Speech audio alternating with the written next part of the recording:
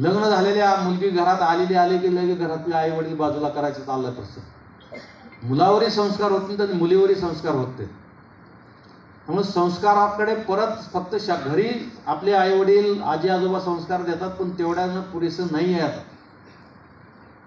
त्यामुळे शाळेमध्ये कुठल्या ना कुठल्या माध्यमातून आपल्याला मुलांना संस्कार देता येतील का? म्हणजे आपल्यापैकी कोणी सोलापूर जिल्ह्यातला असेल तर तिथल्या मीडियाला विचारा, तिथले तुम्हाला कटिंग पाठवतील. 4 महिन्याच्या कालावधीमध्ये 30 कुटुंब विभक्त झालेले एकत्र आले होते ह्या उपक्रमामुळे आमच्या. आणि घडलेल्या घटना आहेत, ते काही खुशारकी सांगून मला काही निवडणुकीला उभं राहायचं नाही, तुमच्याकडे मतं मागायला यायचं नाही. फक्त काय केलं, संस्कारक्षममध्ये छोट्या छोट्या गोष्टी इंट्रोड्यूस केल्या. घरून निघताना आई वडील आजी आजोबाच्या सगळ्या वडीलधाराच्या पाया पडायचं. शाळेत आलं की शिक्षकांच्या पाया पडायचं, मग बेंचवर खुर्चीवर बसायचं. शाळा संपल्यानंतर घरी